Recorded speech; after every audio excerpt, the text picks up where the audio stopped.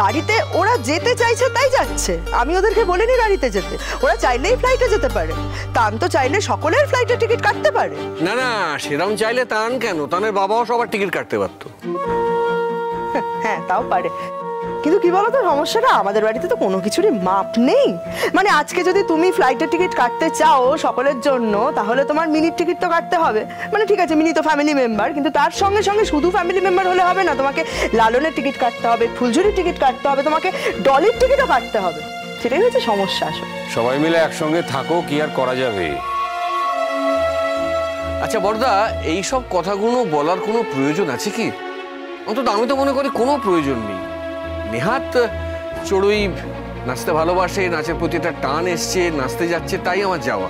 নইলে আমার যাওয়ার বিশ্বাস কর বিন্দু মাত্র ইচ্ছে ছিল না। আর ফ্লাইট তো দূরের কথা, আমার যাওয়ারই ইচ্ছে ছিল না। ও মেজো মামু, বলছি ঠিক আছে যাও না তুমি মেজো মামিদের সাথে, অসুবিধার তো কিছু নেই।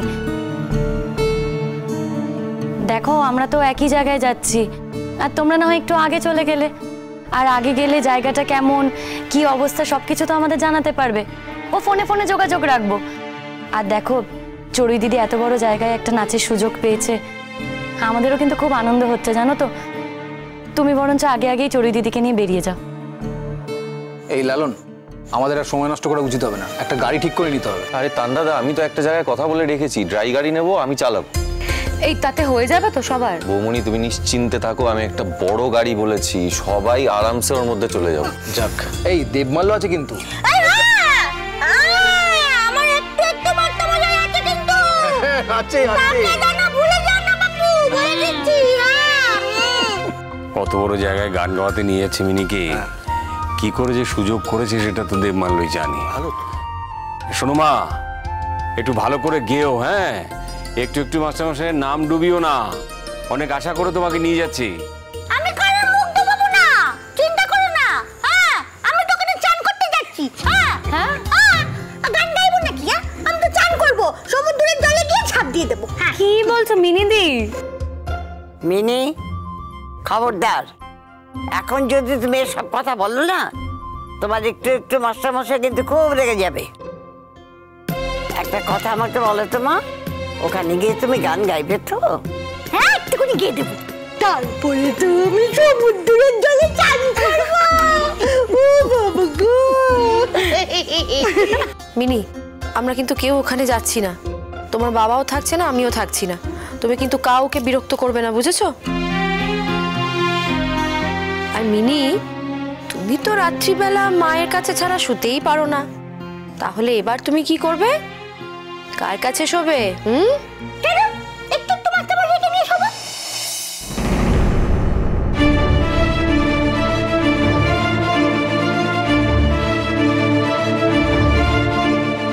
কি অবস্থা হয়েছে বাড়িটার, হ্যাঁ? তোমাকে তো বুঝতে হবে যে কথাটা বলেছে তার দাম কতটা। না আমি বুঝতে চাইছি না বড়দা, কি বলুন তো, আমি তো শুনলাম কেসটা ভুল ট্রিটমেন্ট হওয়ার কারণে এরকম অবস্থা হয়েছে, আদারওয়াইজ তো ব্রেনের ভেতরে সমস্ত কিছু ঠিকঠাক রয়েছে। তার মানে ও যখন যেটা বলছে সেটাও ঠিকঠাক ভেবেচিন্তেই বলছে, ও ভুলভাল কিছু বলছে না। তাই জন্য যখন এই কথাটাও বললো তখন তো ধরেই নিতে হবে যে ও জেনে বুঝে বললো। হ্যাঁ আচ্ছা ঠিক আছে ঠিক আছে, আমি মানলাম যে জেনে বুঝে বলেছে, হ্যাঁ জেনে বুঝেই বলেছে। Any problem? কোনো অসুবিধা আছে?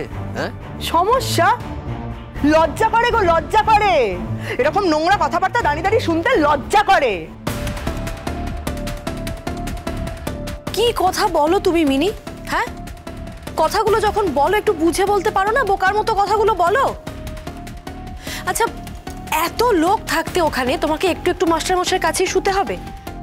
বিয়ে হওয়ার আগে কেউ কেউ মাস্টারমশাইয়ের কাছে শুতে পারে বলো তো? একটু বুঝে কথা বলো, বোকার মতো কথা বলো না মিনি। কেন ফুলঝুরি আর লালন তো একসাথে শোয়। ও হ্যাঁ বুঝতে পেরেছি বুঝতে পেরেছি। হ্যাঁ কি হচ্ছে বলতো নতুন তো, ওই যে ফুলঝুরি বিয়ের আগে তো শুতো না, বিয়ের আগে তো লালনের সাথে শুতো না। ঠিকই বলেছে মা, বুঝতে পেরেছিস তো? হ্যাঁ বিয়ের পরে এখন ফুলঝুরি আর লালন একসাথে শোয়। হ্যাঁ তাই না? টান বল। হ্যাঁ শোন, আমার মাথায় কিন্তু বুদ্ধি আছে জানিস তো। হ্যাঁ সবাই বলে বুদ্ধি নেই, বুদ্ধি আছে,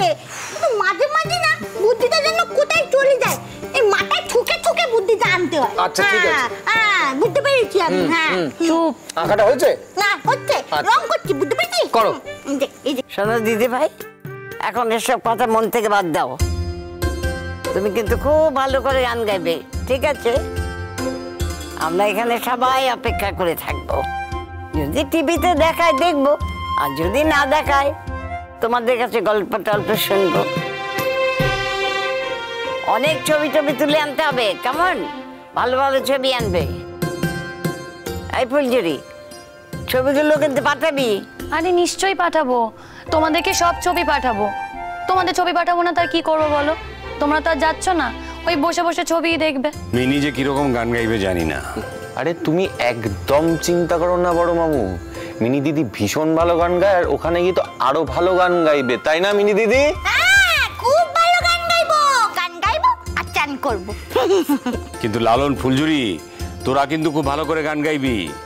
এই ইভেন্টে অন্তত আমাদের বাড়ি থেকে একটা পুরস্কার যেন থাকে। আমার মেয়েটা কি বানের জলে ভেসে এসেছে বর্দা? শুধু গান নিয়ে কথা বলছেন যে? চড়ুইও তো যাচ্ছে কম্পিটিশনে, নাচ করতে যাচ্ছে, নাচ নিয়েও তো একটু কথা বলতে পারেন, চড়ুইকে নিয়ে একটু কথা বলতে পারেন। দেখো চান্দ্রি, চড়ুই যে প্রাইজ পেলে আমরা খুশি হব না, এইটা তোমাকে কে বললো বলো তো? চড়ুই প্রাইজ পেলে তো আমরাও খুশি হব, এটা কি তোমাকে আলাদা করে বোঝানোর মতো কিছু আছে? আর সেটা যদি থাকে তাহলে সেই বোঝানোতে কিন্তু আমরা নেই। তোমার বড়দা বলতে চাইলেন যে একটা প্রাইজ অন্তত এই বাড়িতে যেন ঢোকে, সেখানে চড়ুইও হতে পারে, চড়ুইয়ের প্রাইজও ঢুকতে পারে। এটা বুঝতে পারলে না তুমি? কথাটা তো আমি বড়দাকে জিজ্ঞেস করেছি বর্দি। তুমি কেন বড়দার হয়ে ওকালতি করছো? যে কথাটা বড়দাকে জিজ্ঞেস করেছি সেই উত্তরটা তো বড়দা নিজের মুখেই দিতে পারে আমাকে। এই শোনো শোনো, সম্মান দিয়ে কথা বলতে শেখো। ভুলে যাও না যে ও তোমার বড় যা, আমার বড় বৌদি। তাই সম্মান দিয়ে কথা বলতে শেখো, যেটা তুমি জানো না। Please learn it. দেখবে তারা তো মিনি দিদি বলো, তুমি এখানে থাকো। না শোনো, বলে দিচ্ছি কিন্তু তোমাকে, তুমি আমার মায়ের সাথে এরকম ভাবে কথা বলবে না। আমার কিন্তু বড্ড রাগ হয়, চোখের মধ্যে একদম পেন্সিল গুঁজে দেবো একেবারে। বেশি কথা বলে না, দেখ খুব সময় আমার মাটাকে হালাচিন্তা করে। হ্যাঁ কেন করি রে? আমি আমার মাটাকে ভালোবাসি না। এই তুই চুপ কর তো, তোর সাথে আমি কোনো কথা বলতে চাই না। তুই আমার সঙ্গে কোনো কথাই বলিস না কোনো বিষয়। যেখানে যাচ্ছিস নাচতে নাচতে ওখানে যা, গিয়ে গান টান গেয়ে আয়, সমুদ্রে স্নান করে আয়। একজন লোভ দেখিয়েছে, সেই আনন্দে বাড়ির সকলে নাচছে, এতটাই বোকা সবাই। বিয়েটা তো ক্যান্সেল করলো লাস্ট মোমেন্টে বললো আজকে সব কি যেন কায়দা কানুন দেখিয়ে বিয়েটা আর করা যাবে না। আমি বলে দিলাম, কেউ আমার কথা শুনছে না তো। একটা বড় অঘটন ঘটবে, তারপরে সেই ফল বাড়ির সবাইকে ভোগ করতে হবে। হ্যাঁ, ফল যদি ভোগ করি না মেজে বৌমা, আমরাই ভোগ করবো, আমাদেরই তো মেয়ে। তোমাকে ফল ভোগ করতে হবে কেন? দেখো, তোমার এই নিয়ে মাথা না ঘামালেও চলবে।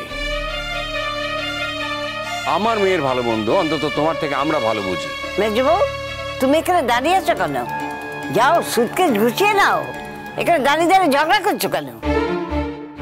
আরে বাবা, ওদের যাওয়াটা কিভাবে যাবে এখনো ফাইনাল হয়নি, সেগুলো ঠিক করতে দাও ওদের।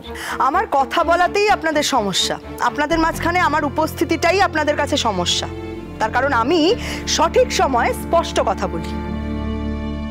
তা নয় চান্দ্রি, আসলে কি বলতো, এই পুরো জায়গাটাই না তোমার ক্লাসরুম হয়ে যায়, আর আমরা সবাই হয়ে যাই তোমার ছাত্রছাত্রী। কিন্তু তুমি ভুলে যাও যে না তো এটা তোমার ক্লাসরুম, আর না আমরা তোমার ছাত্রছাত্রী। তুমি তো সব সময় কারুর না কারুর দোষ ত্রুটি খুঁজেই বেড়াচ্ছ। এটাই হয়তো তোমার কাজ, এটাতে তোমার ভালো লাগতে পারে, কিন্তু এটা না আমাদের কাজ নয়, এটা তোমাকে বুঝতে হবে। এখানে আমরা আলোচনা করছি সবাই যাতে ঠিকমতো যায় আর ঠিকমতো ফিরতে পারে, আমরা এটাই চাই। খুব চ্যাটাং চ্যাটাং কথা বলতে শিখেছো আজকাল বর্তি। দেবমাল্যর জোরে? আমি কি দেবমাল্যর খাই না পড়ি যে ওর জোরে চ্যাটাং চ্যাটাং কথা বলবো তোমাকে? মুখ সামলে কথা বলো চান্দ্রী। অনেক সহ্য করেছি তোমার দৌরাত্ম্য, তোমার অসভ্যতা, আর কিন্তু সহ্য করবো না। না না, আমরা কি দেবমাল্যর কাছ থেকে হাত পেতে টাকা নিই নাকি যে ওর জোরে জোর দেখাতে যাবো?